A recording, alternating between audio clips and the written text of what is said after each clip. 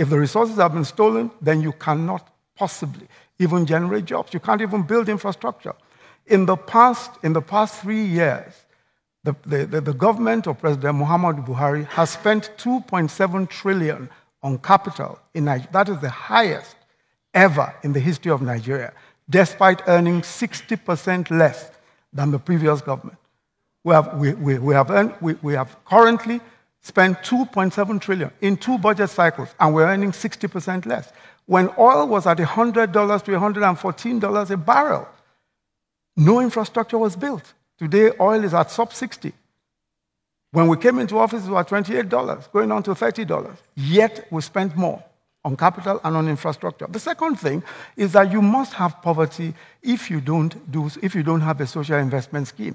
I've heard some mention already about countries like India, like Mexico, like Brazil.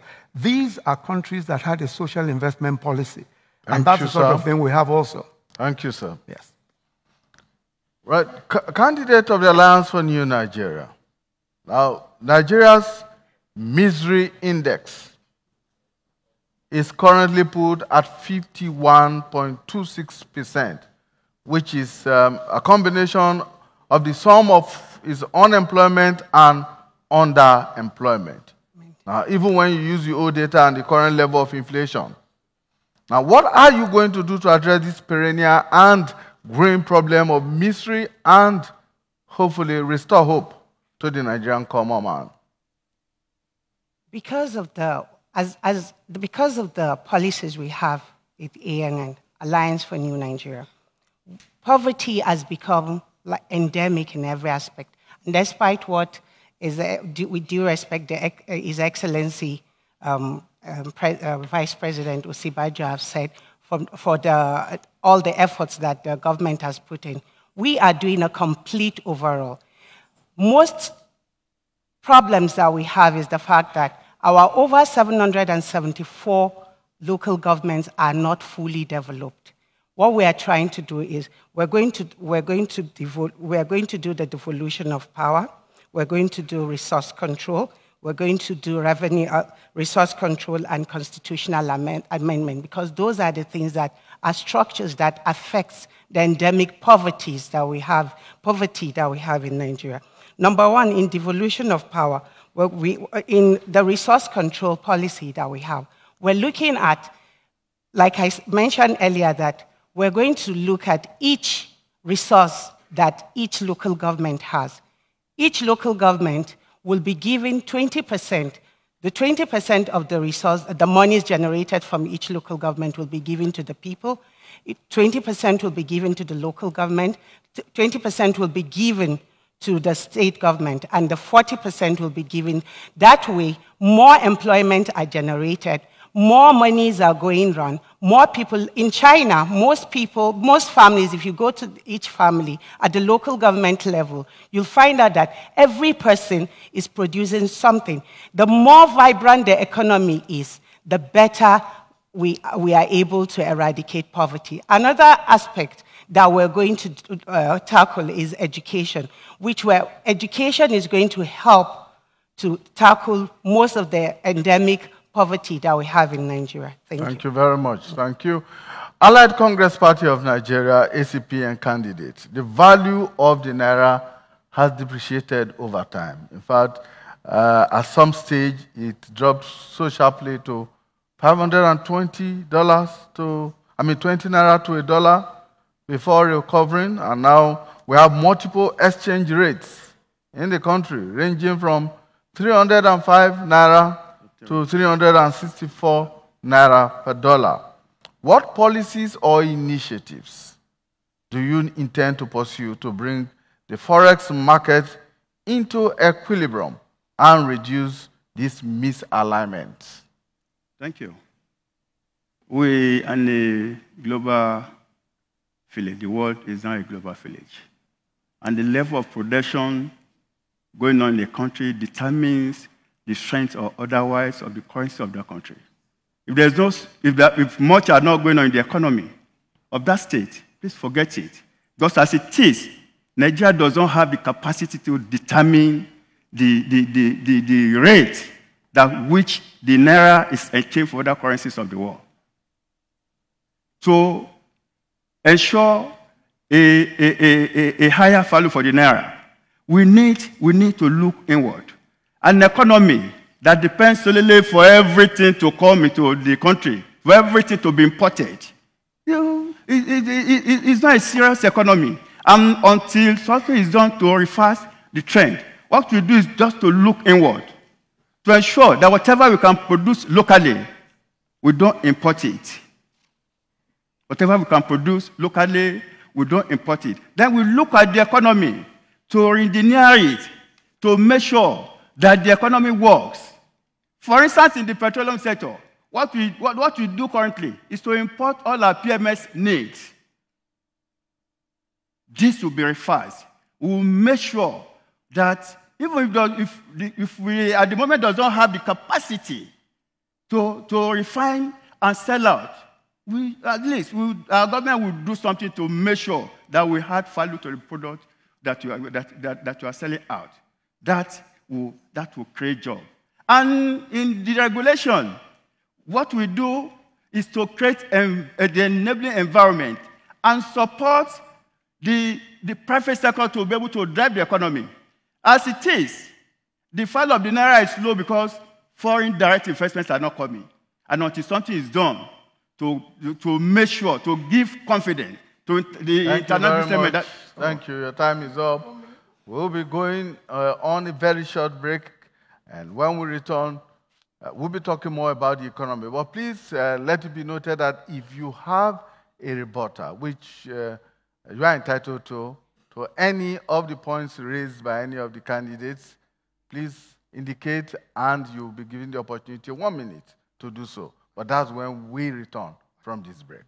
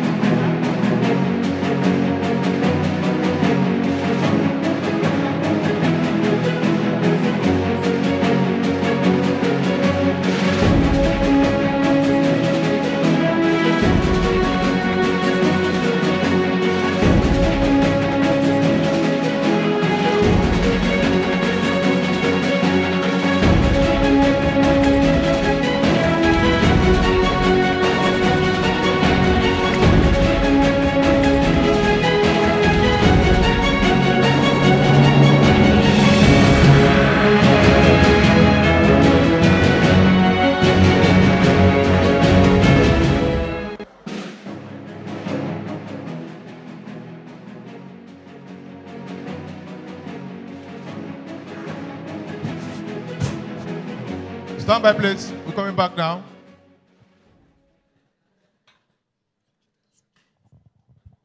Welcome back, and thank you for staying with us. Before we went on that break, we were talking about the opportunity of the candidates to have an opportunity to do a rebuttal. And if you have any clarifications to make, please indicate, and you will have 1 minute. The candidate of the PDP indicated. Okay. Right. Please go ahead. Well, let me clarify again what I said when I said fighting corruption is not an economic policy.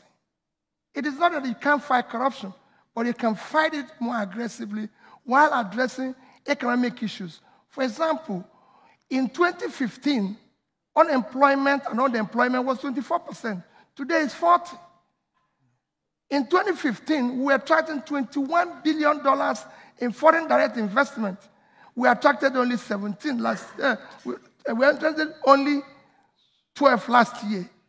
That means it's going to, our GDP was 520 in 2015. Our per capita was 2,500. Today it's under 1,900. If you look at our stock market, it's lost over 2 trillion in 1 year. So that is not any policy. You're not creating jobs. You're not doing the right thing, and you're just fighting corruption. You can't shut down your shop and be chasing criminals. Thank you very much. Thank you.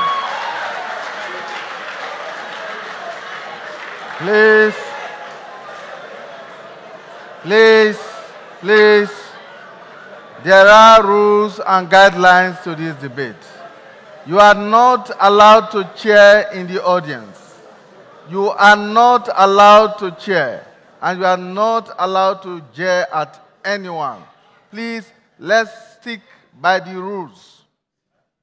Otherwise, we may be forced to remove you from the hall. Please, let's be matured. Thank you. Candidate of the APC. Thank you very much. Let me say also that if you allow criminals to steal all the inventory in the shop, there will be no shop. That's the problem. Please. That's the problem. Please. And what has happened to Nigeria in the past 16 years is what the World Bank told us, that the major cause of our poverty is corruption. That's a major cause. That's what we've been told. So let me say that there is no way that we can minimize what has happened. We can't minimize corruption. If you minimize it, we run the risk of completely, in fact, the argument is lost. We cannot do what we want to do unless we're able to minimize corruption or eradicate it completely, which is what we're trying to do. I want to rebut the question about our debt figures. Frankly, I know that the candidate of the PDP knows very well. Unfortunately, sir, your time is up. Okay. And let me again say that each time you chair or jeer, you reduce the time of each candidate. And that time is very valuable, is very vital for him or her to make the necessary points. Please, let us reduce completely eliminate the chairing and jeering. Please.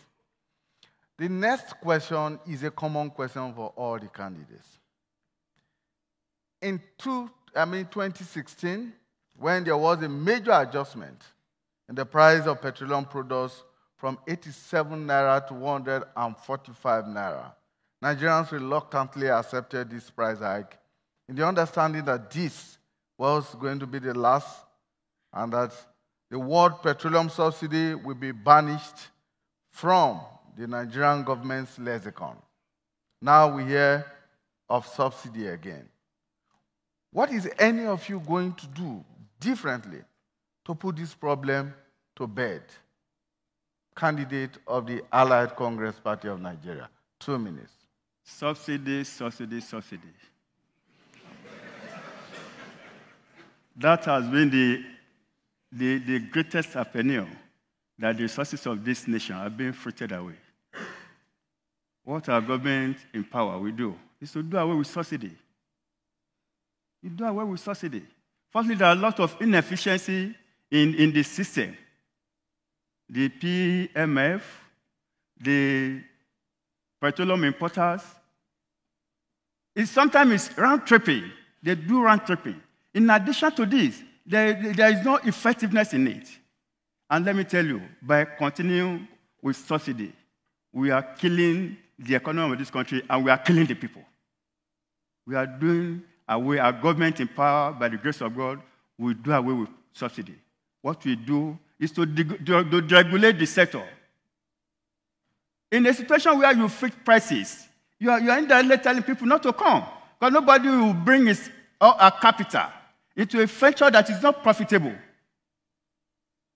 If petroleum product, if our crude petroleum is deregulated, there are international investors and local investors that will come to this country to come and establish industry, thereby creating so much jobs for our people.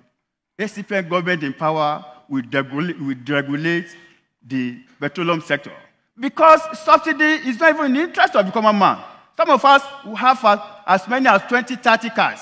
What are the common people on the street? The poor peasant farmers, what are they benefiting from it? Some of them don't even have a bicycle. The subsidy regime only favors the rich. And any policy or program of government that does not favor the poor and the common man on the street, I think should be do away with it. We will do away with subsidy so that we can create jobs massively. Thank you very much for our people. Thank you. Candidate of the ANN. Yes. Good evening, sir. Subsidy in Nigeria is fraught with corruption.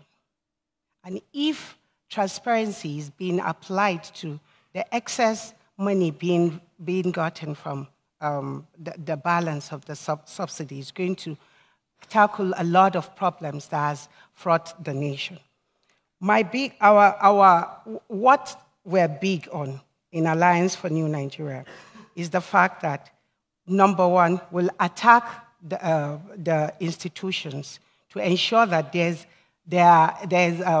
enough transparency, there's enough technological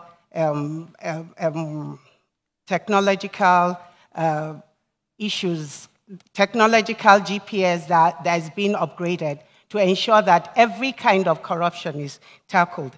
If subsidy is being eliminated, what we want to do in Alliance for when it comes to is to, number one, diversify the economy, which I've mentioned before. If we are able to diversify the economy and stop the dependency on oil products, we'll have little or no problem at all with subsidy. And once we are able to get the residue of the subsidy, we're using it to also do the four important things that we've always talked about, talking about restructuring of our infrastructure. We're talking about ensuring that most of these excesses are being allocated to various structures like education, health, healthcare system, and all, talking about the complete overall of the civil service system. So subsidy is not something that it's something that will tackle properly. Thank you. Yes. Candidate of the APC. Thank you very much. I think the major problem with subsidies are just the abuses that can attend a subsidy. A subsidy is not inherently a bad thing. It's really the abuses. And I'll explain very quickly. Now, what happened under the old subsidy regime was that several independent marketing companies would simply come in and say, we delivered 5 cargoes of PMS, whereas they delivered nothing or delivered only 1. And so they made the subsidy in the difference. Today, it is the NNPC that's the sole importer of petroleum, so it is on the balance sheet of the NNPC that the subsidy is being taken. Now, let me say also that if today you were to remove subsidies, petrol prices could go up to as high as 220 naira per liter, could even go higher. Now, there is no country in the world, at least even the most developed countries, that don't run one kind of subsidy regime or the other, for the simple reason that sometimes you just need to take some of that effect, some of the cost effect away from your citizens. So, for example, America subsidizes agriculture, subsidizes production, subsidizes all sorts of things. Now, if you have a petrol subsidy, and I'm not saying that it must be there forever, but if you have the petrol subsidy, it helps. Because the moment you remove the subsidy, prices go up. We experienced it earlier on in the regime. Prices went up from 86 to 145 naira per liter. And then there was cost-push inflation. Transportation prices go up, food prices go up, even rents go up. Everything goes up. While consumer spending is weak, and while we're trying to develop the economy and develop the capacity of the people to spend money, I think that a subsidy, at least a minimal subsidy, is useful now. And that's why I think that the subsidy regime is one that we can tolerate, but obviously we must remove it as time goes on. But we can't remove it immediately. Otherwise, we'll suffer the consequence. Thank you very much. Candidate of the PDP. Well, what we are subsidizing today is inefficiency. If you get it right, the price will still come down. There's no way a country can have a budget of 340 billion naira for health, which translates to 5 naira a day for its citizens, and then pay 1 trillion for subsidy. There's no way you can have an education budget, which is the most critical component of your development, at 400 and something billion, and you're paying subsidy of 1 trillion. It is a waste. You need to reverse it, because you're not paying, you're not dealing with the engine that will drive your economy tomorrow. Everybody knows that even petroleum itself is a baggage economy. At the time people are developing a new economy, and then you're not paying attention to that. What are you actually subsidizing? Look at it. Nigeria has one of the low car ownership in the world. It's 10 per 1,000. So we have only 2 million vehicles, and you're paying almost 1 trillion when you have 87 million people that are poor. You can't do that. It's totally, you need to reverse it.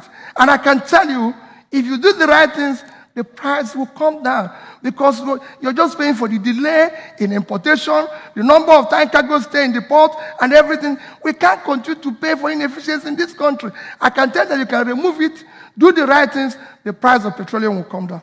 Thank you very much. Candidate of the YPP. Thank you very much, Mr. Moderator. Well, we've never been in government before, but the people that are presently and those that were have said a lot about the subsidy. I could remember during Jonathan when subsidy was removed, Nigeria was shut down. We were all out, which leads to a lot of things now. And along the line, during the early regime of President Muhammadu Buhari, still subsidy is removed. And Nigerians were so patient, thinking that we are going to achieve something.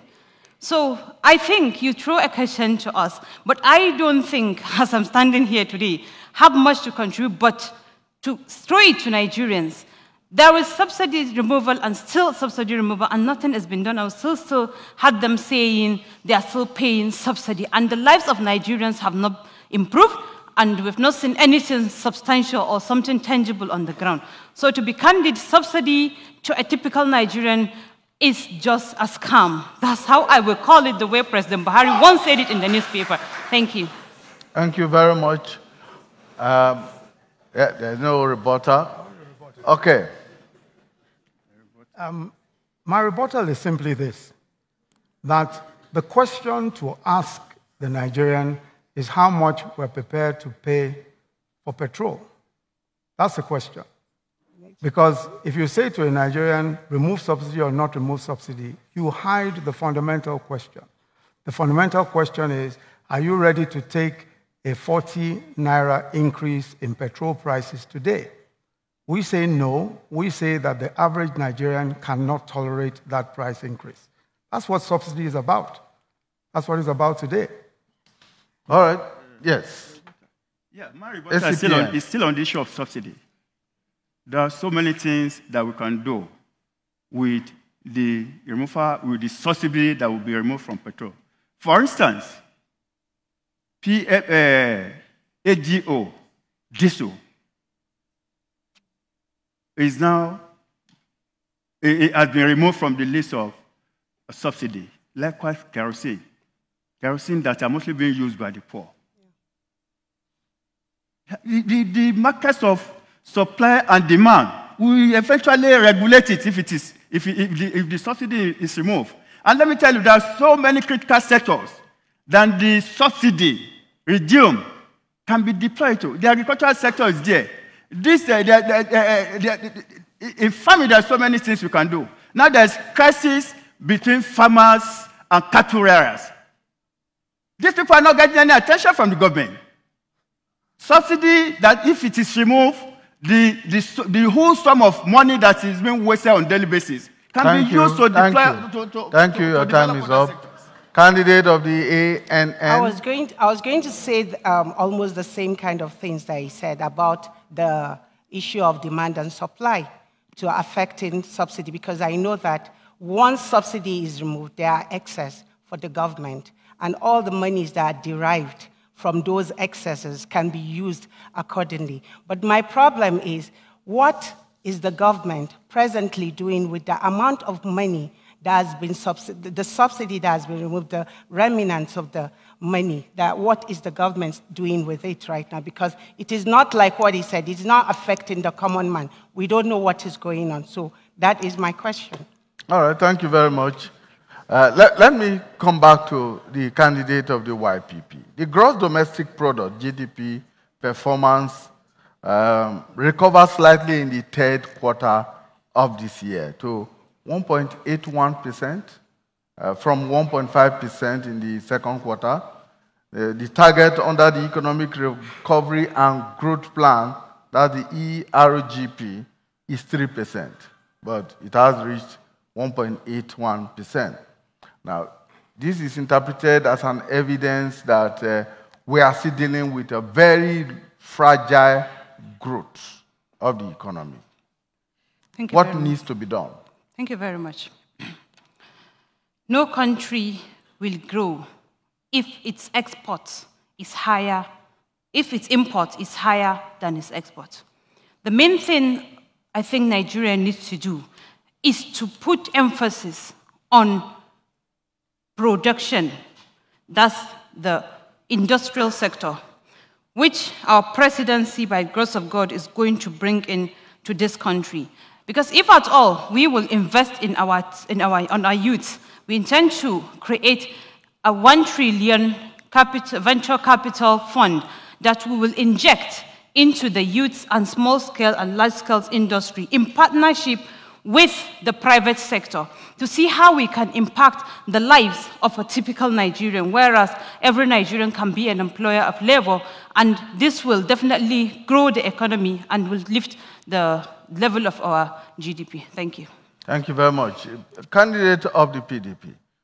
Now, the Nigerian economy as of today is still heavily dependent on the oil sector for its foreign exchange earnings and for other revenue. Now, what is or what will be your strategy for economic diversification? Because we have talked, government after government have talked about diversification of the economy. But each time we have seen not real effort at diversification. What will be your government's strategy? You just said it, there's no real effort in doing that. You have to look at the components of your contribution of various sectors to your GDP. And if you look at it, one component needs to be tackled: manufacturing. No country that is doing well, if you look at the GDP of China, 40% is from manufacturing. Indonesia, 40%. Malaysia, 40%. Even in the Western world, yours is under 8, and your factories are closing down. So you need to reverse that and you need to support your SMEs properly, not just saying, I will support them, but to do it more efficiently. You can look at your loan portfolios. Today, the total loans by the banks is 19 trillion, and only 0.5%, about 5%, 0.5% of that goes to your SMEs. When in other countries, it's about 20%. So there's no way, if you can support the SMEs properly and be able to work on your manufacturing, which then leads that you must do something with your power. Because what you're generating today is too low. Look at your competitors. The lowest that you can see in the mint countries is Indonesia, that's generating 50,000 for 250 million people, and you're generating about 4,000 for 200 million. Thank you very much. We will go on a short break, and when we return, the candidate of the APC will be taking his turn. Stay with us.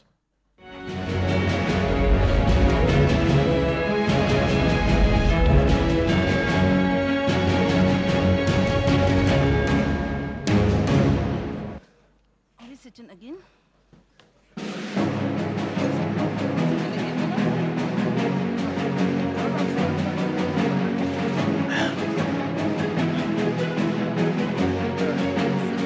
Been okay?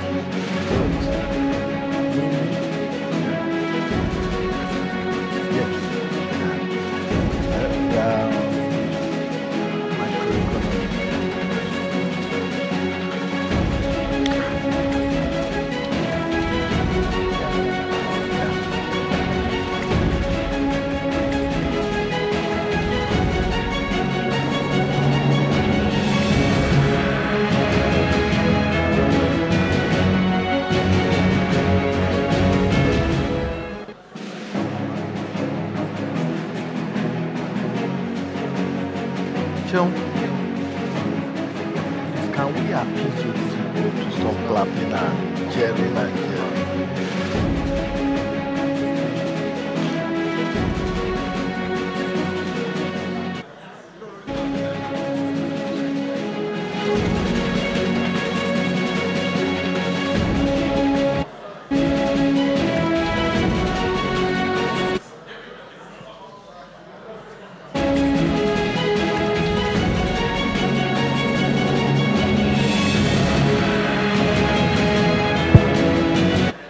I'd like to please appeal to us all to not cheer.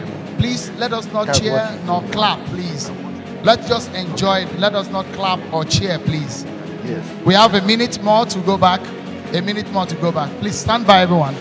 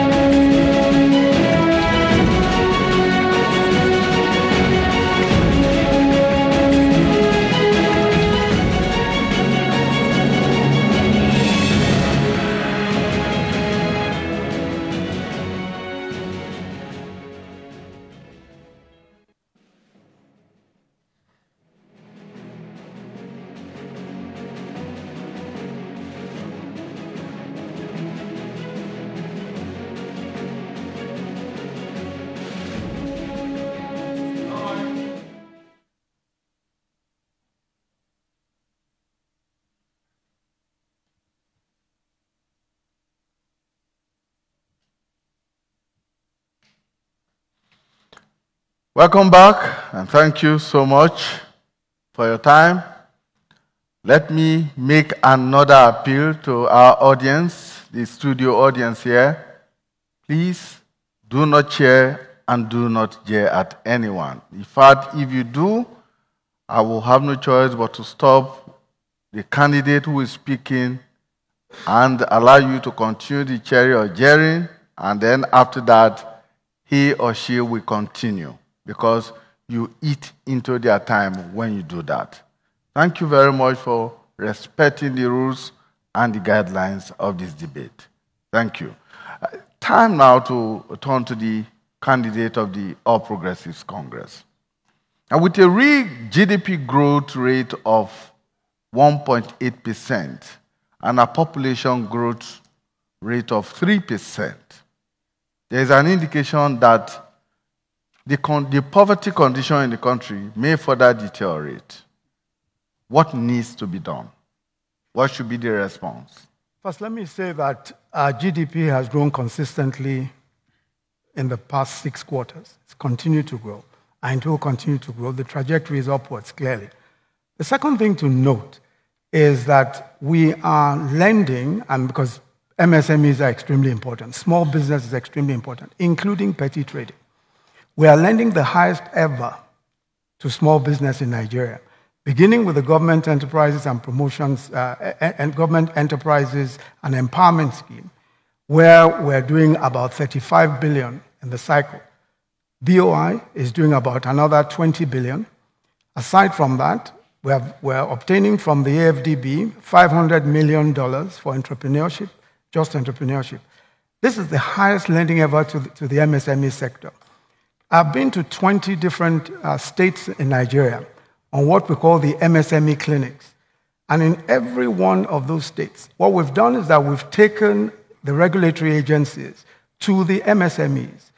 And we've set up in many of the states, a one-stop shop where the regulatory authorities function. Because one of the chief problems that MSMEs have is access to the regulatory authorities and answers to their various questions. Now that is being done. In addition to that, we've set up shared facilities in several different states. A shared facility is a place where you provide equipment, where you provide machinery that the small business cannot afford. And then the small businesses come and use it and share it. We've also put power. Infrastructure, as I said, is critical.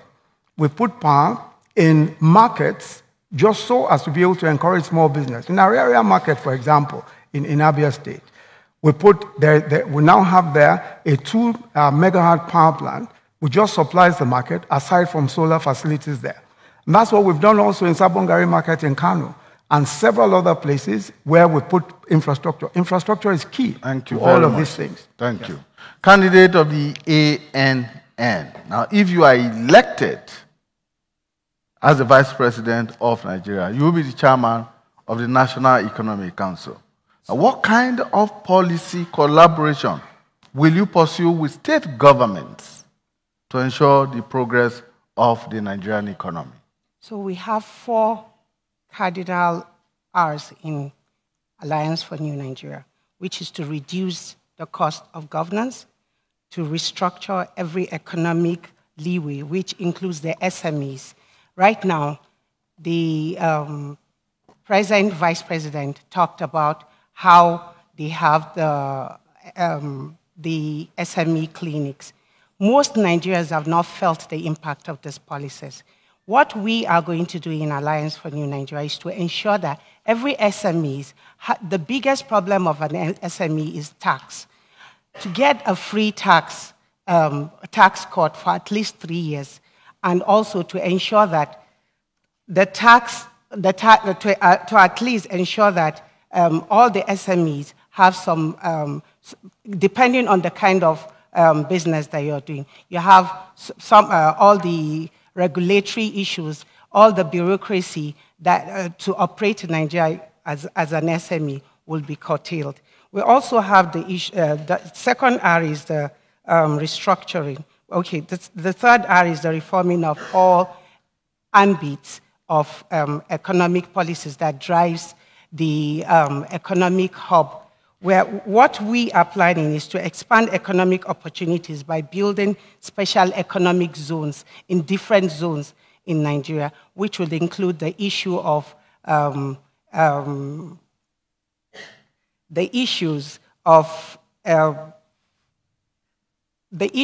that we highlighted earlier on about the commercial hubs, which will reduce the bureaucracy of going to export it, also having the hubs around. We're also going to talk about the third R, which is the reorientation of our minds to ensure that policies of economic nature. Thank you very much. Candidate of the ACPN. Now, businesses in Nigeria complain generally about multiple taxation. What are you going to do differently? How are you going to reduce the burden of multiple taxation for businesses? Yes, multiple taxation is not good for the growth of businesses. And business owners are usually not happy about it. I'm a businessman too. If you are for burdening me too much, I may be weakened and the business may eventually collapse.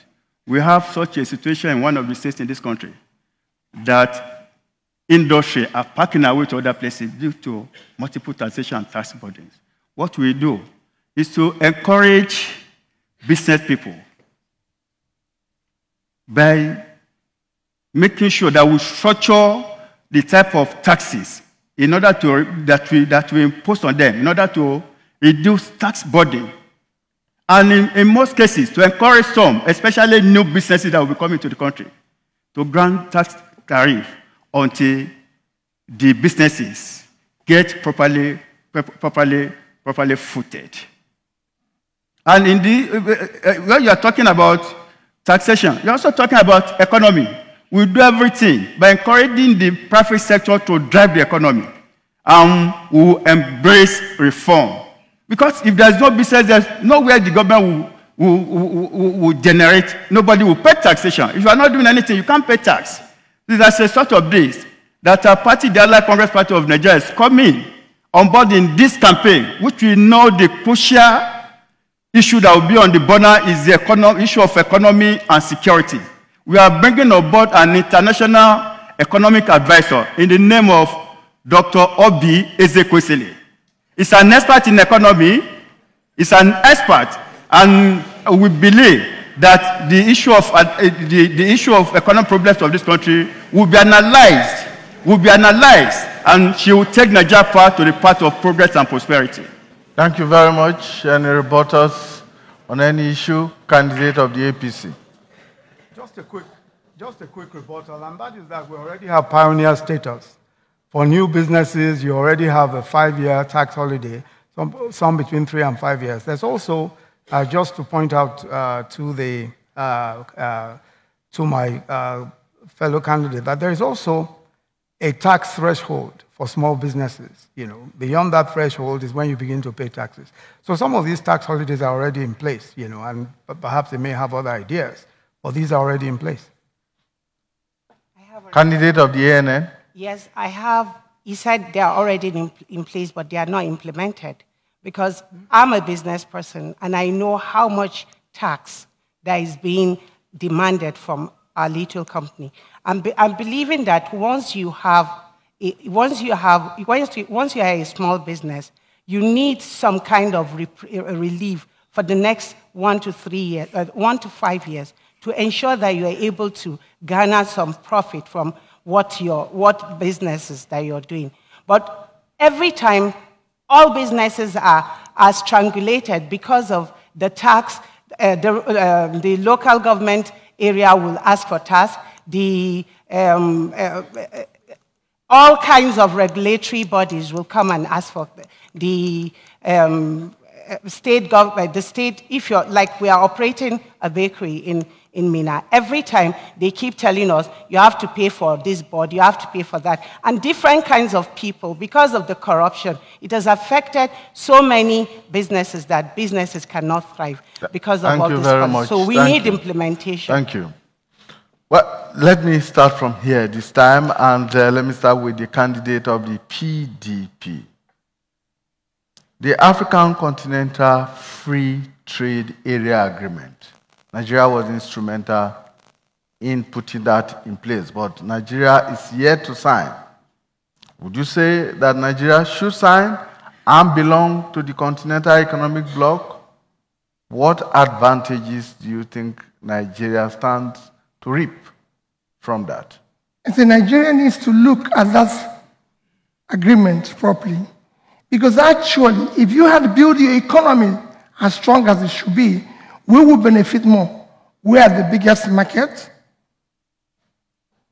Yes, you think about people bringing in their goods here, but considering that the resources of the human resources of this country and the entrepreneurial spirit of the average Nigerian, we would have been able to build facilities, manufacturing facilities that would drive export, not just within Africa.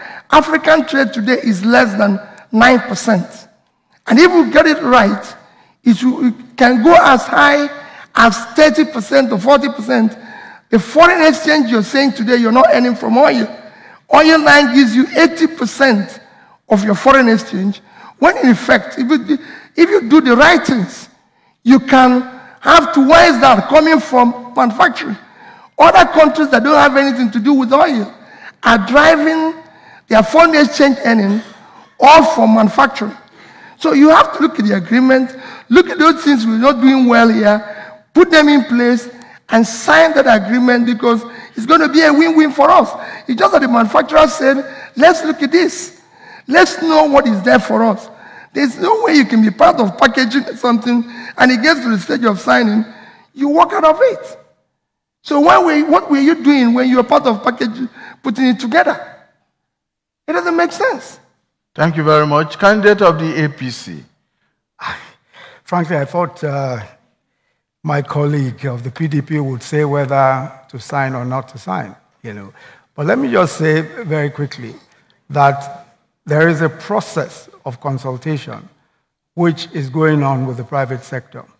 That process is very important because one of the chief fears of the continental free trade zone, one of the chief fears of it is the possibility of transshipment.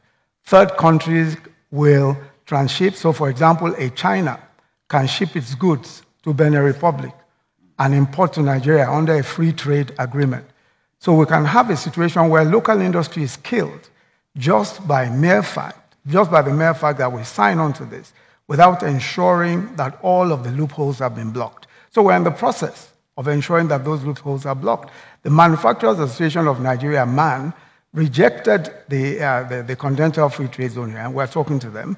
Similarly, in NASIMA, several of the business bodies, even Industrial and Competitiveness Council, have expressed serious reservations, and we must consult. We are a private sector-driven economy. We cannot just say because we were involved in the process. Every African country was involved in the process. But it's our duty as a responsible government to ensure that we take into account all of the different issues that are involved before we signed. Even trade remedies, even a regime of trade remedies, we have not put in place, the AFCTA has not put in place a sufficient regime of trade remedies. All of these issues have to be taken into account. There's no hurry to rush into signing that agreement. There's no hurry whatsoever. We must make sure that we cover all the bases before we sign. That really is the issue. Thank you very much. Candidate of the ANN. So if we're going to, we have to look at all the surrounding circumstances of the agreement before signing. We have the policy to be driven by private sector, like he said, but we, in our own way, we are looking at it in a different way, because once you sign an agreement, you are already completely bounded by it. We have to look at how much that agreement will affect the common man in the street.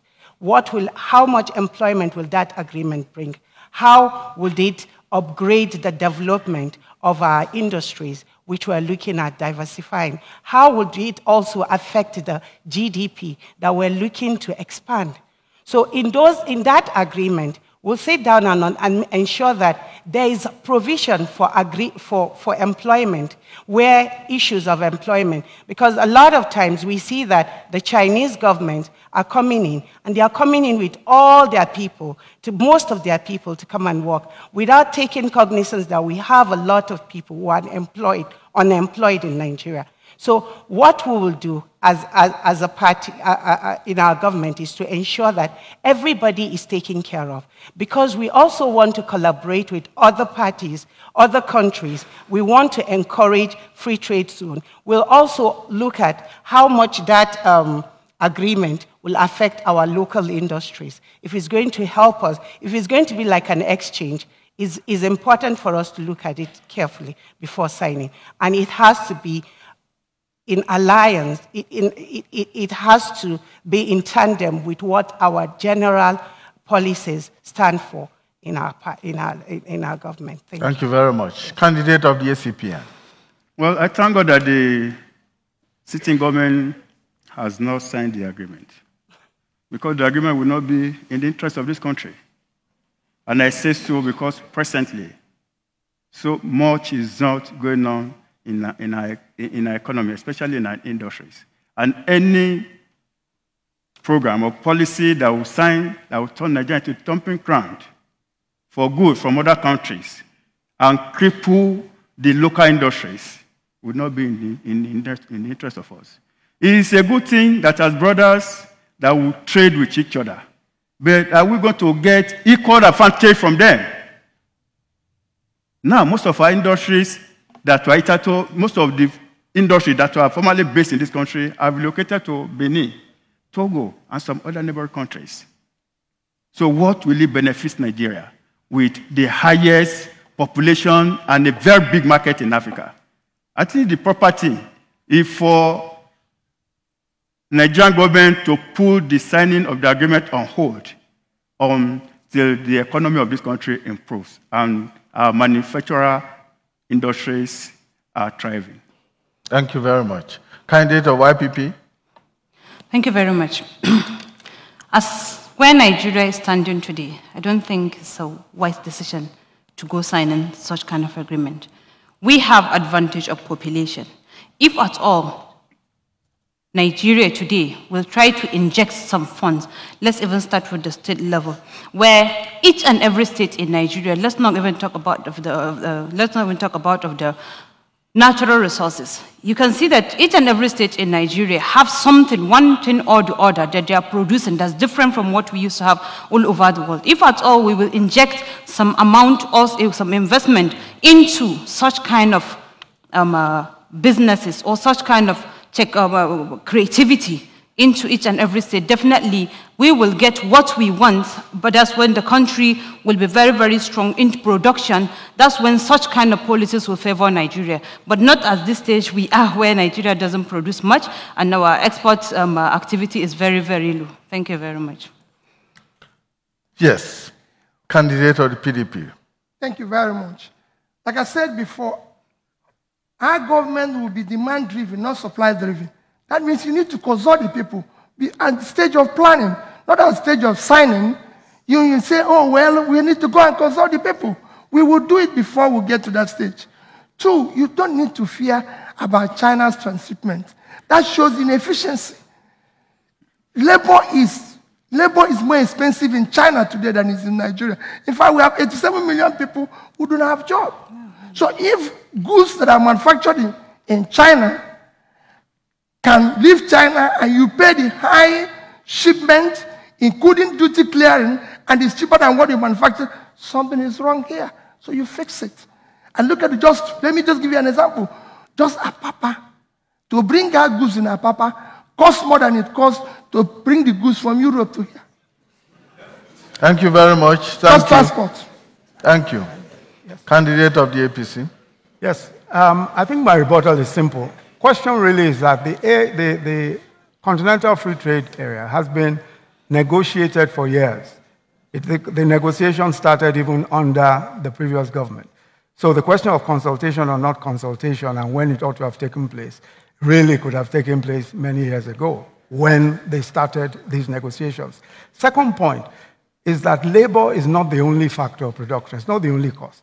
So the mere fact that labor is cheaper in Nigeria than China doesn't mean that goods produced in Nigeria will be cheaper than China. What is going on today, for example, is that if you import rice from China, it will still be cheaper because a lot of their rice is stored up there and is heavily subsidized as well, just as from America. Second point is that we still have issues around power. Power is a major cost. That's one of the reasons why we're investing so heavily in transmission and generation and trying our best to do with distribution. So there are many other costs. It's not just about labor. I mean, if you talk about labor, that's just one single cost. There are so many other costs. So dumping is a major issue. Thank you very much. Let me stay with you, candidate of the APC. Now, the Central Bank of Nigeria is very passionate about 41 items that have been excluded from the forex market. Only recently, another item, fertilizer, was added. Is it a good policy in your view? Well, let me say, first of all, that the Central Bank of Nigeria is independent in terms of its own activities, and I really cannot change or not change their policies. But let me say to you that just take some of the examples. Toothpicks, for example, have been imported into Nigeria. Fertilizer, which we have now cracked with the collaboration we have with Morocco, we are now able to deliver fertilizer at half the cost. So you have fertilizer now as some 6,000, 7,000. At some point, it was about 12,000, 13,000, even higher. So you can no longer do that. And rice is also another example. We were importing practically all of our rice. As I said, $5 million of rice every single day. Today, we're no longer doing so. We've encouraged local production by preventing a situation where anybody can simply go and buy rice. Simply go and open a FOMEM and bring in rice. So if you are going to protect local industry, if you are going to protect local activity, then you need to do something like what you may need to do something, such as what the CBN is doing. Final point on that is that where you have a situation such as we have today, these 41 items, it is not a ban on those items. All that the CBN is saying is you can't come to us for foreign exchange. You can go and source your foreign exchange wherever you want, but you can't come to the CBN for foreign exchange for these items where they believe, which they believe can be produced locally. So that really is the point. Thank you very much. Candidate of the ANN. Now, Nigeria is perhaps the only oil-producing country in the world today that imports petroleum products. This is because our refineries are not performing optimally. Our refineries are not performing optimally, and so we have to export crude and import refined products. What would you do as Vice President or your government if you get elected? Would you build new refineries, or would you privatize the ones that we have now? Now, like I said the last time, is that we're going to heavily invest in a PPP kind of government, which is a private-public partnership. So we're grateful that at least right now we have one Nigeria that is trying to upgrade, it's trying to build refineries. I don't see why, as a country, if the systems are well developed and the processes are strengthened, why we should be bringing in petroleum when we are the ones that have all that. What we should be looking at is building more refineries in the country, expanding on those, and asking the private sector to get involved. Also asking international communities to collaborate with us on how to ensure that the petroleum sector is well strengthened. And also the infrastructure aspect of building the refineries, ensuring that the huge transparency cloud ICT system will be encouraged, so that all the processes and the systems will be transparent enough for everybody to see what's going on, for the common man to know what is going on in the petroleum sector. Right now, a lot of things are not being transparent, and we don't know. But what we want to do differently is to ensure that more refineries are built, more PPP are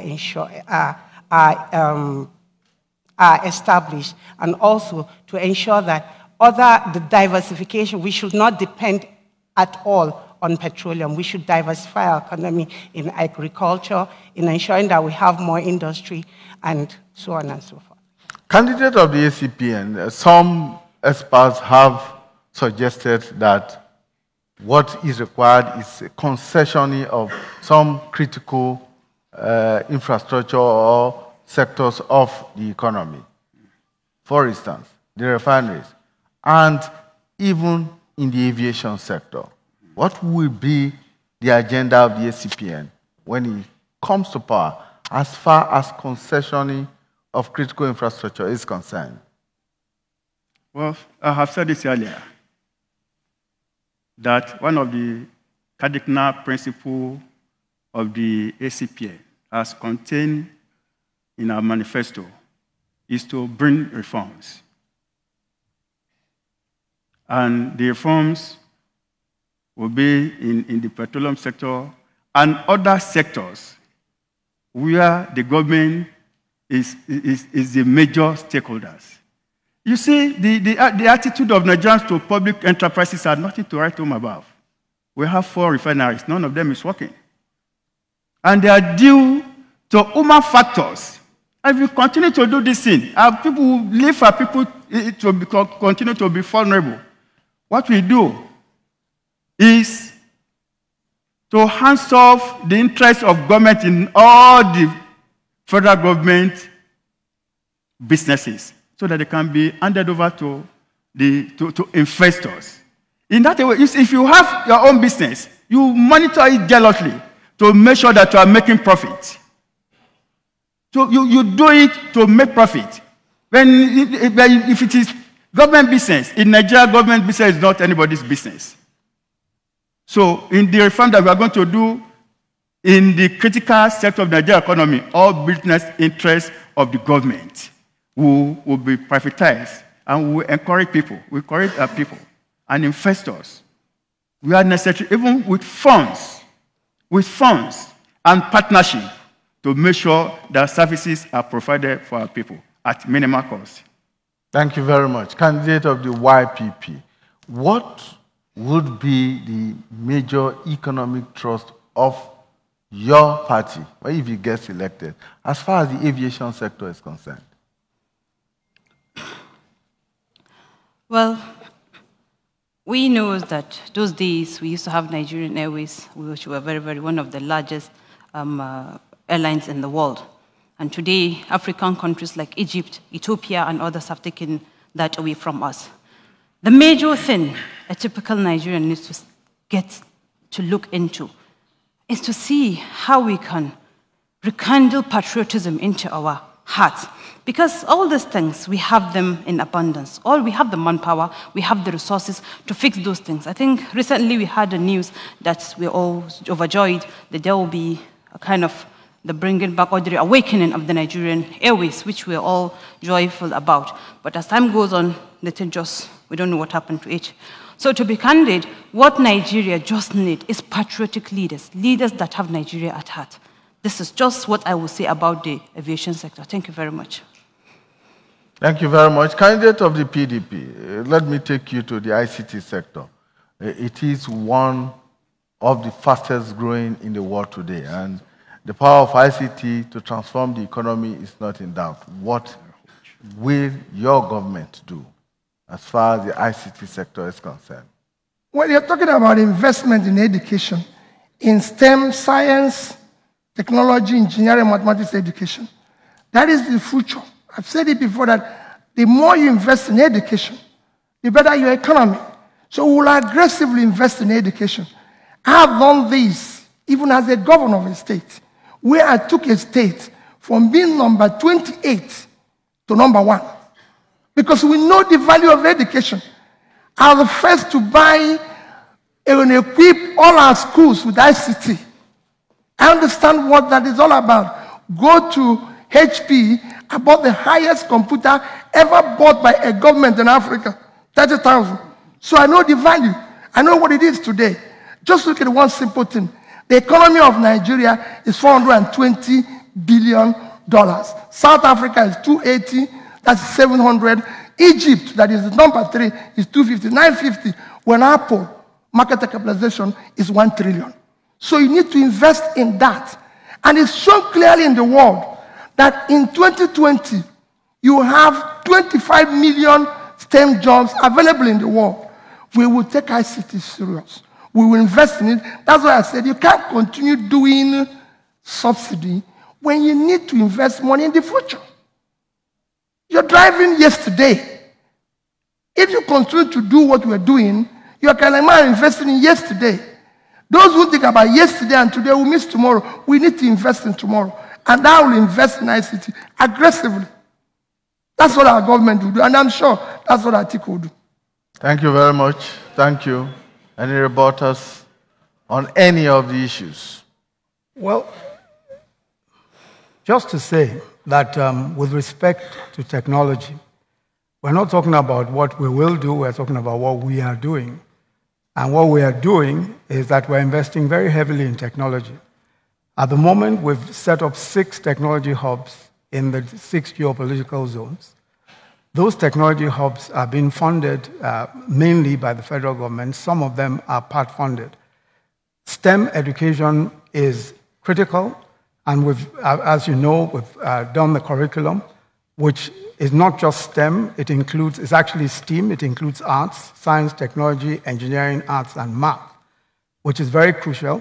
And we're looking, and we've also invested heavily, even here in Abuja, in 5 model classrooms for technology. We're looking at what to do for technology training and how to make technology training available for everyone. We set up a technology advisory group, which brings in all technology. Okay. Thank you very much. At this point in time, we'll go on a break, and when we return, we'll be talking a lot more about the economy and business environment in Nigeria. Stay with us.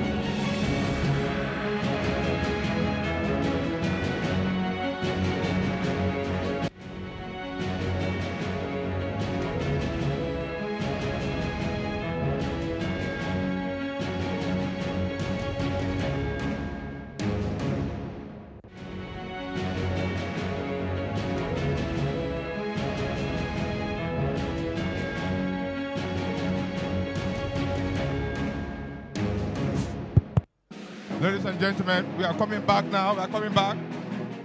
Please be seated. We are coming back now. Please be seated. We're coming back in 30 seconds, please. 30 seconds, please.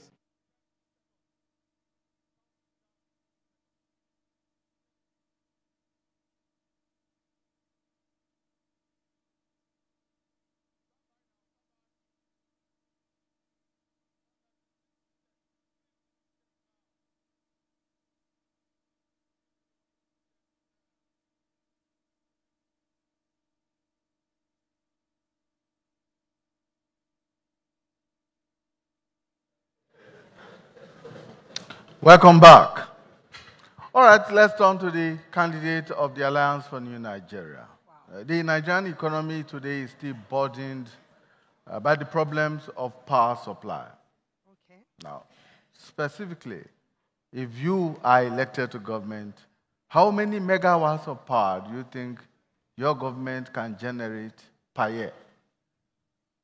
Right now, we are right now we have the prepaid meter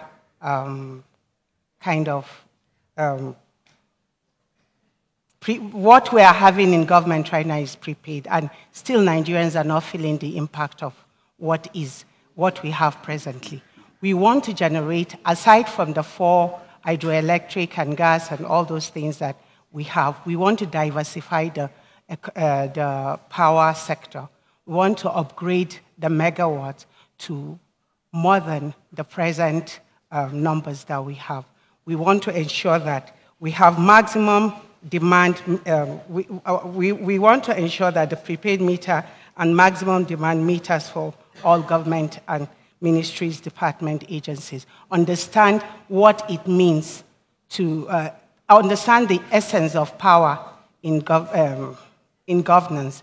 So what we are upgrading the present level of power supply that we expand.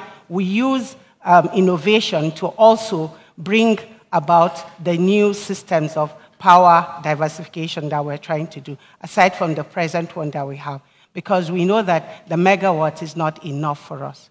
Thank you very much. Thank you. A candidate of the ACPN, the Ajaokuta Steel Company has got over $10 billion in the last 30 years.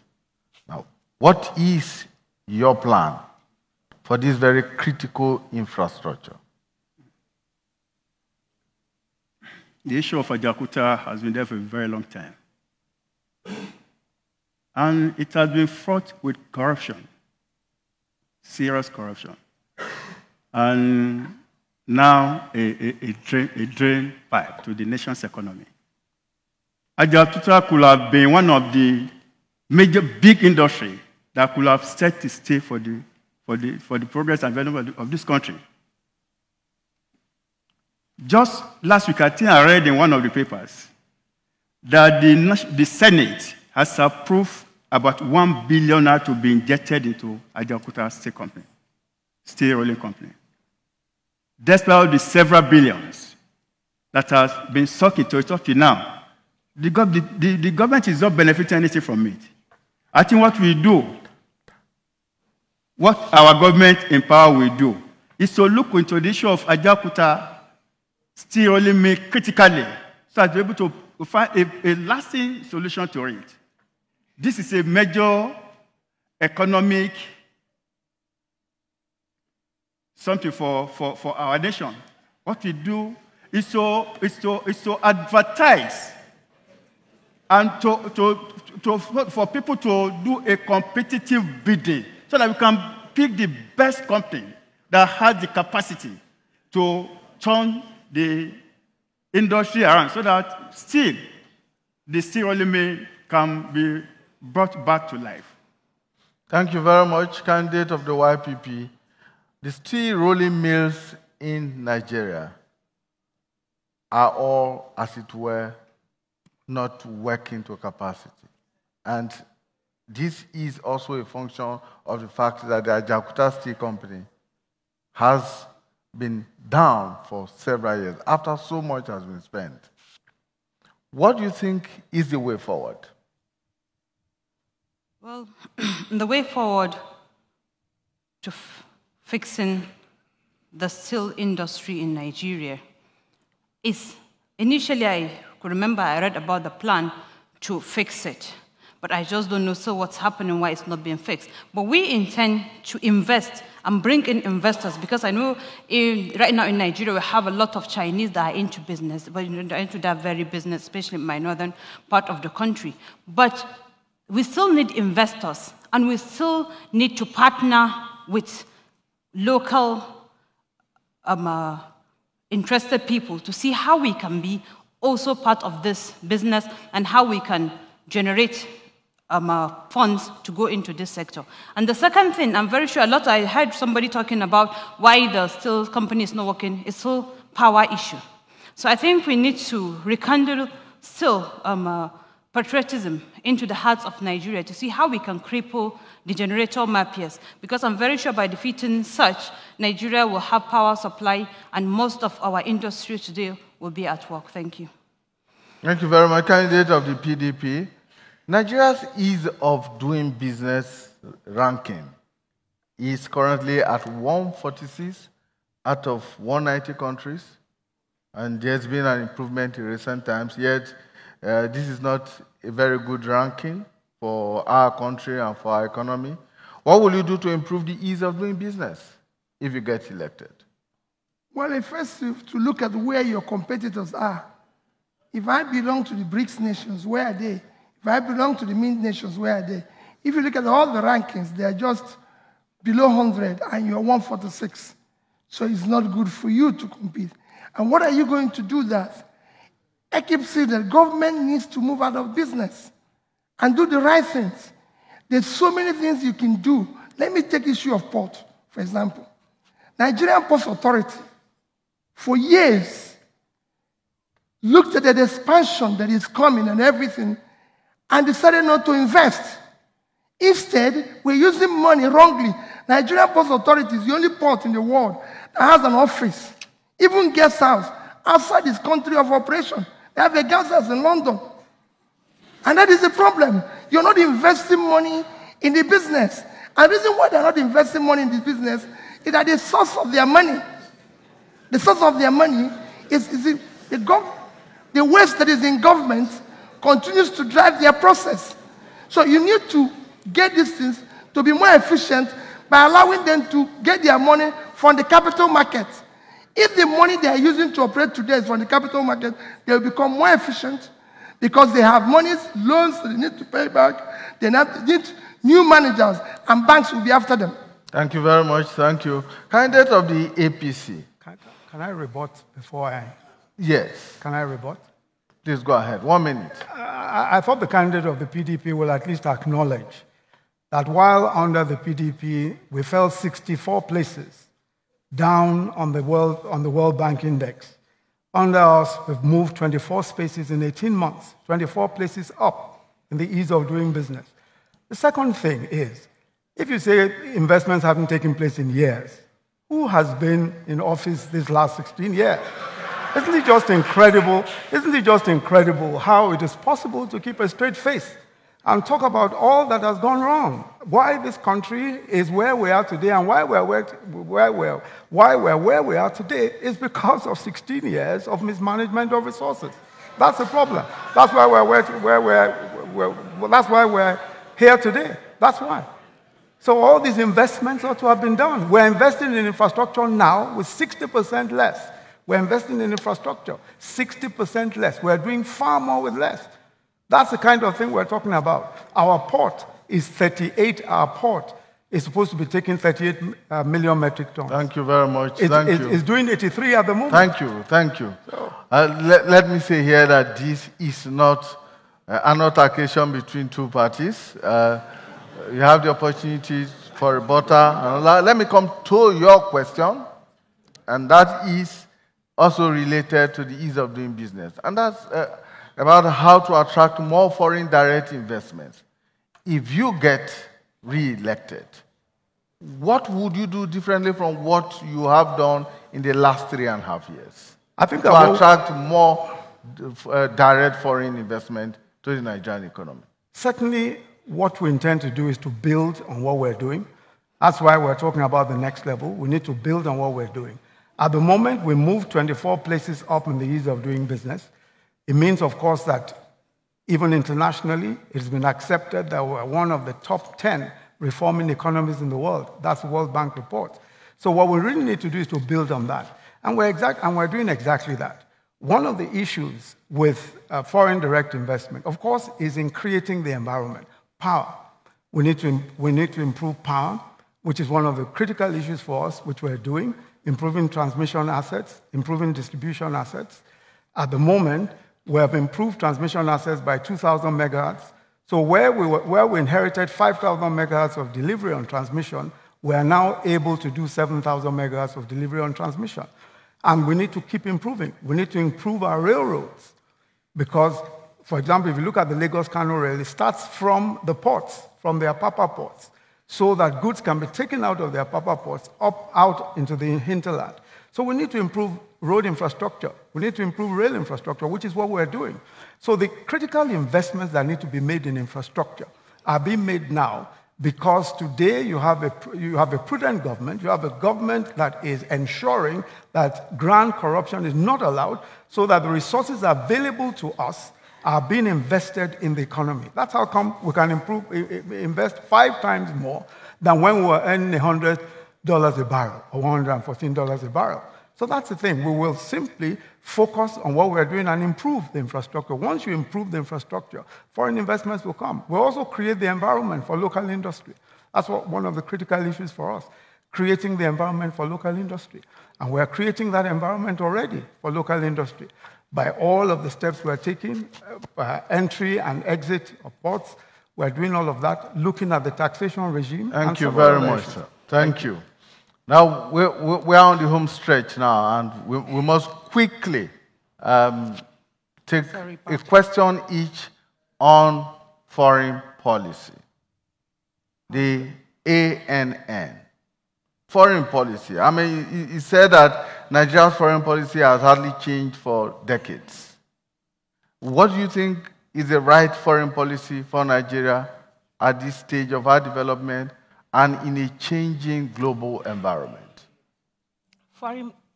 Because of one of the R's that we have in ANN about reforming the foreign policies that we presently have, what we're doing differently is to ensure that every kind of collaboration that has been existing before will change. We want to do foreign policies on healthcare service delivery, foreign policies on education, foreign policies on security.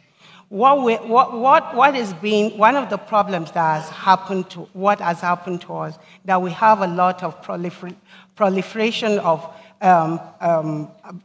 issues on insecurities because we've not tightened up the knots on our foreign policy matters. We've not done enough to ensure that this aspect of our system is adequately taken care of. Now we have people coming in from the border side, coming in from the small towns like the Chad basins, the Chad area, the Cameroon area with arms.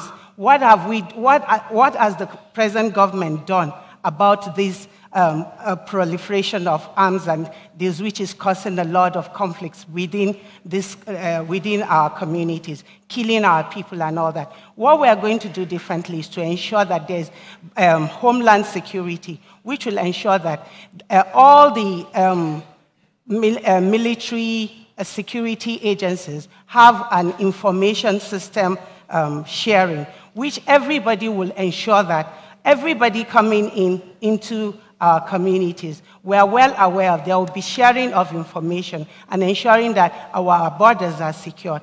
And having the fact that right now, what I feel is that government is not doing enough to ensure that places we have given. Thank you. Candidate of the ACPN, what would be the foreign policy thrust of your government if you get elected? The foreign policy of the government of the ACPN will be one that will be of mutual benefit to our country and to the countries of the world. This is because the world is a global village. We tend to share advice, we share expertise, we share so many things together. What our government will do is that the relationship we will have with other people, especially in trade, will be the one that our country will benefit from. Then also in security, it has been very difficult for this country to get supplies of the required machinery to combat the Boko Haram menace and other security matters that we have that is staring our country in the face. We will ensure that we build our relationship with countries that are experts in all this machinery so that they will have confidence that the equipment they will be selling to Nigeria will be used for the purpose for which it was required. Then also we will have relations with our neighboring countries because we are brothers. Whatever is affecting Nigeria negatively will obviously affect countries like Cameroon, Niger, Chad, and other West African countries that are bordering the Nigerian territory. So to fight Boko Haram successfully and other insurgents, I think we will require collaboration of all these countries so that if the fight gets to a stage and the Boko Haram fighters are receding, there will be attack from other countries. Thank you. Things that cannot be done alone, we try and see how other countries of the world can collaborate with us. Thank you very much. Candidate of the YPP. Thank you very much. Professor Kingsley Moghalu has served in the CBN for a good 5 years, and his performance there can never be overemphasized. He was part of setting such policies that during his time, there was an economic meltdown that affected a lot of countries in this world. But Nigeria was not directly affected then due to the good work of his team. So I'm very sure Professor Kingsley Moghalu has a very good plan for Nigeria to set a very good foreign policies that will suit our country. Thank you very much. Thank you. Candidate of the PDP, what will be the party's foreign policy thrust? Well, will Africa still be the centerpiece of Nigeria's foreign policy? It will remain so. Because I believe that we're first Africans and we have a lot to gain and to offer Africa. And while dealing with other nations, making sure that our relationship is beneficial to our country and brings a lot of value in terms of security, in terms of our economic turnaround and everything that will help us to create jobs and help us to see that it will be a win-win situation. Not a situation where we now go around all over the world borrowing. We would go more to learn about what they're doing, because I believe that what they are doing will be more valuable to us to implement here than a situation where we're almost going to borrow everything from China. Thank you very much. Candidate of the APC. Yes. Now, having drawn the government for 3.5 years, what is it that you think you need to do differently as far as foreign policy is concerned? I think the major focus of our foreign policy is and will remain the economy and security. So, for example, in trade, on trade issues, we're extremely vigilant. We just set up a trade office, a trade negotiations office, which had never been in existence, so that we're able to enter into fair trade agreements with everyone else. And that accounts for some of the work we're doing on the AFCTA.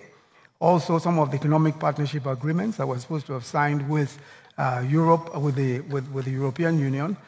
These are the sorts of issues that we're looking at. We're saying, for instance, that we cannot sign those EPAs as they are currently, because we're looking out for the economic interests of Nigeria in our foreign relations. Second, of course, is security. One of the points that's been made is that we will cooperate with our neighbors. Indeed, that is what is going on at the moment. The Multinational Joint Task Force is one such cooperation. So Chad, Cameroon, Niger are partners with us in fighting Boko Haram and other forms of terrorism that may be showing up, especially the Islamic State of West Africa and all of that. So clearly, what our foreign policy will be, and continue to be, is our emphasis on the economy, our emphasis on security. All of our friends, whether they are in the West or whether they are Africans, we will judge their relationship with us on the basis of how beneficial they are to our economy and to our security. Thank you very much. Now you have an opportunity to make your closing statement, 1 minute each, not more than 1 minute. Your closing statement. Thank you. We just to implore Nigerians that we are at a critical stage in the life of this country, and that we should open our eyes and vote, and Nigerians should vote for candidates based on the manifesto that they are presenting to them. That Nigeria economy now is vulnerable. It's vulnerable and can collapse anytime. We need an expert, somebody who knows how to turn things around, to fix things, so that Nigeria can be taken back to the path of progress and prosperity. That Nigerians should please vote for the ACPN, for a change.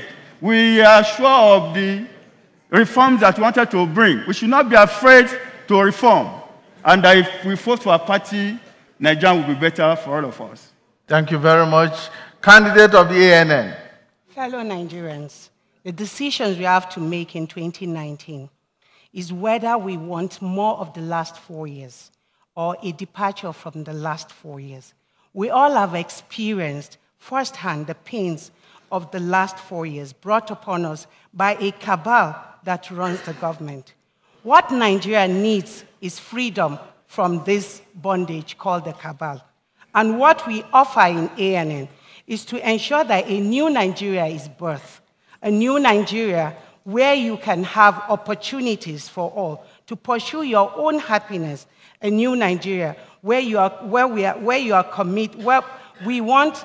The ANN is committed to that new Nigeria, and we are happy that with the 4 cardinal principles that we have in reducing the cost of governance, in reforming our civil services and institutions, in restructuring our economic base, in reorienting all these.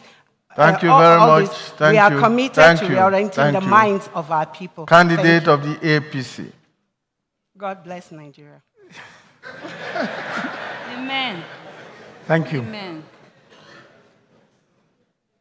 Nigeria is where it is today because of 16 years of misrule. The first thing to say is that, will I be allowed? The first thing to say is that poverty in 2004 in Nigeria was 80 million. As of 2014, it went to 112 million in Nigeria. What we set out to do from 2015 was to reduce that poverty and contain it. That's why we set up a social investment program of 500 billion naira, despite the fact that we were earning 60% less. What we've tried to do in the past 4 years is to redress the damage that had been done. We intend, and what we've done in that past 4 years, first of all, is to prevent the leakages, the corruption that brought us to where we were. Thank you very much, sir. Yes. Thank you. Candidate of the PDP. Let me start first by thanking Nigerians, and secondly, thanking my dear wife for his support, especially in this particular journey. And also to remind Nigerians that Atiku Obi presidency is about making Nigeria work again, because Nigeria is not working today. We are in a situation where 4 years ago, on March 26, 2015, our president said to us, if I fail to deliver, choose your leader. The question is, have they delivered? Today, we have a situation where our president told our children are drowning in the sea, they're on their own. Those children are not on their own. We will care for them. We will look for them. We will ensure that that vulcanizer who needs power gets power. Thank you very much. Thank you. Candidate of the YPP, please. Candidate of YPP, your closing remarks. My fellow Nigerians, We had a very long night. Please give our audience, please. You've listened to all of us tonight, and Nigerians are wiser. They are not the Nigerians of yesterday. I'm very sure you will judge who is here sincerely to offer you something new, to give you back your Nigeria. We are here today to call on the 84 million voters, which are mainly young women and men, to come out and vote for their choices. During 2015 election, we were left with no choice. But today, Getso Magalu ticket is the option we're giving to Nigerians to come back and retrieve their Nigeria. Thank you very much. Thank you very much. Thank you. We'd like to thank all our candidates who have made it here today. The candidate of the Allied Congress Party of Nigeria, Ganiyu Galadima, thank you so much. Candidate of the Alliance for New Nigeria, ANN, Kahdijah Abdullahi-Iya, thank you so much. Candidate of the All Progressives Congress, APC, Professor Yemi Osinbajo. Candidate of the People's Democratic Party, the PDP, Peter Obi. And candidate of the Young Progressive Party, YPP, Umma, Abdullahi, Getso. Thank you. We will now take the national anthem, and please, after the national anthem, we appeal to the candidates to remain standing behind their desks. The national anthem, please.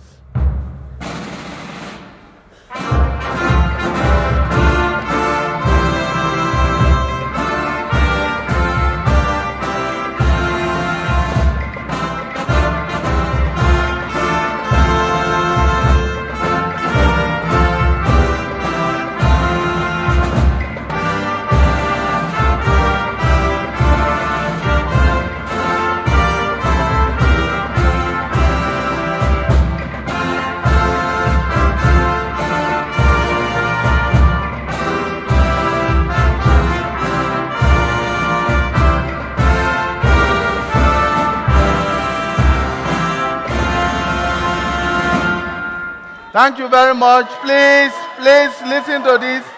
Please listen to this. Remain seated. Please remain seated. Nobody should come to the stage.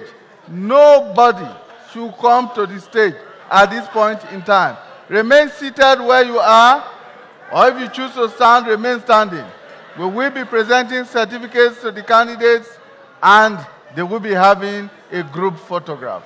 Thank you, and please do not step forward if you are not required here. Thank you.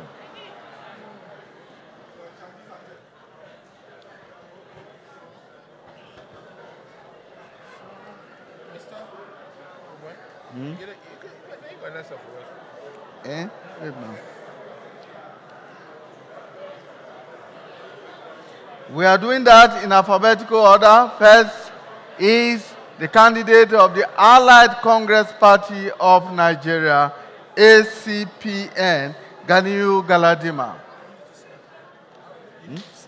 Okay.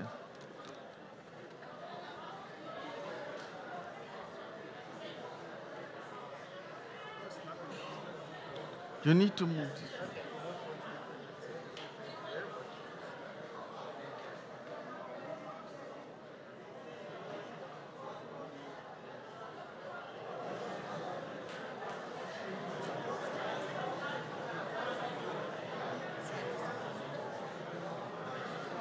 Next is the candidate of the Alliance for New Nigeria, ANN, Kahdijah Abdullahi-Iya.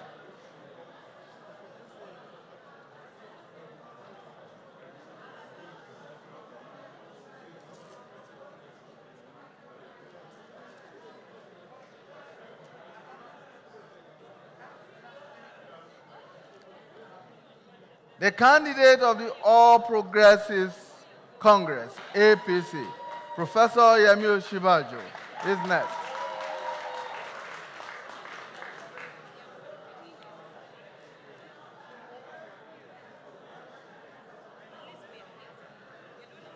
The candidate of the People's Democratic Party, PDP, Peter Obi.